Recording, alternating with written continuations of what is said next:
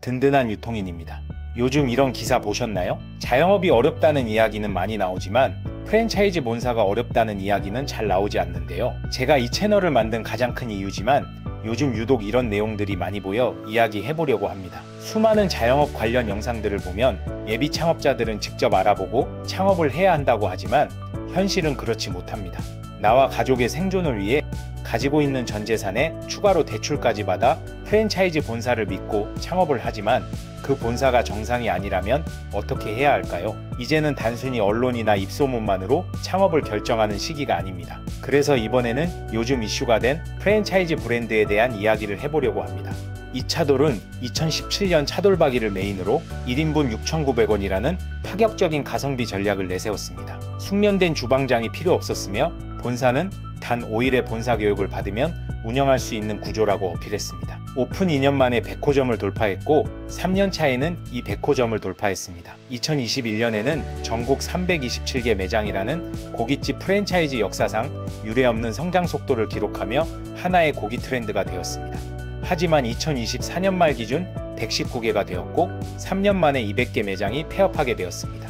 왜 이런 일이 생긴 것일까요? 시작은 가맹점들의 매출이 급속도로 줄어들기 시작했습니다. 차돌박이라는 메뉴 자체가 자주 먹는 메뉴가 아니었던 것이죠.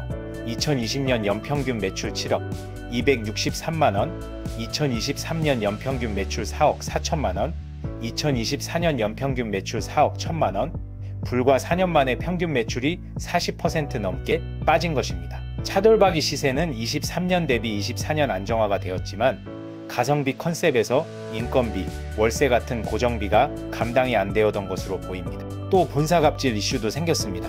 장사는 안 되는데 신메뉴 출시라는 명목으로 강제로 일괄 입고를 진행했다는 것이죠. 결국 공정위는 가맹사업법 위반으로 본사에 시정명령을 내렸습니다.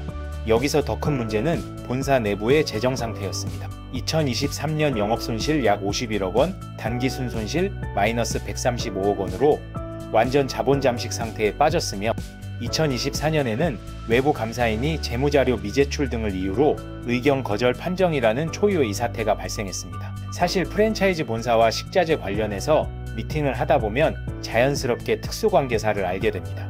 많은 프랜차이즈들이 여러 가지 이유로 특수관계사를 만들죠. 이게 무조건 나쁘다 이야기하는 건 아닙니다. 가맹점에 약속한 수익 보장이 된다면 말이죠. 하지만 이차돌 같은 경우는 상표권 거래, 특수관계자 대여 금지급 등 정상적인 법인이라면 할 수 없는 행위로 본사에 큰 손해가 발생했습니다. 더욱이 앞에 말씀드린 가맹점들이 어려움을 느낄 그 시기에 말이죠. 결국 25년 2월 기업회생을 신청했다고 합니다.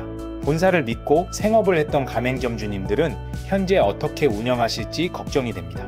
프랜차이즈 본사의 문제로 가맹점주가 피해를 본 상황은 또 있습니다. 지금도 많은 프랜차이즈들이 시중은행이나 주류회사와 연계해 창업 시 가맹점주들이 대출을 받을 수 있도록 도와주고 있습니다. 하지만 최근에 이걸 사업 모델로 구축해서 문제가 된 회사가 있습니다. 바로 명륜당인데요. 간단히 말해서 본사가 가맹점에 직접 돈을 빌려주는 대부업을 운영해 돈을 벌었습니다. KDB 산업은행에서 저금리로 자금 조달을 한 후 관계사에 대여하면서 자금을 유통, 최종 소비자인 점주에게 고금리 대출을 한 것입니다. 결국 명륜당은 최초 조달 금리의 4배 이상을 뻥튀기 하여 예대차 마진을 챙겼으며 결국 외식사업이 아닌 사채업체라는 비난을 받고 있습니다. 더욱이 이 과정에서 대부업법상 요구되는 절차도 무시했다고 하니 결국 불법 대부협의로 검찰 수사를 받게 된 것이죠. 샤브 올데이 매장을 창업하려면 최소 10억 이상이 필요했고 본사에서는 다른 예비점주들과 묶어 공동 창업 형태로도 창업을 했습니다. 기본적으로 무한리필 매장은 식자재 원가율이 높을 수밖에 없습니다. 많은 무한리필 프랜차이즈 본사들이 원가율 40%대라고 홍보하지만 실제로 확인해보면 폐기 비용까지 포함하면 아무리 낮게 잡아도 대부분 55% 이상입니다. 여기에 고금리 대출이자까지 감당하면서 운영이 가능할까요? 원하는 매출이 나온다면 그나마 다행이지만 현실은 쉽지 않습니다. 자주 이야기하지만 무한리필 브랜드는 개인 혹은 소규모 본사가 안정적인 수익을 내기 어려운 시기가 되었습니다. 더욱이 규모가 있는 본사라도 정상적으로 운영이 되는 것인지 중요합니다.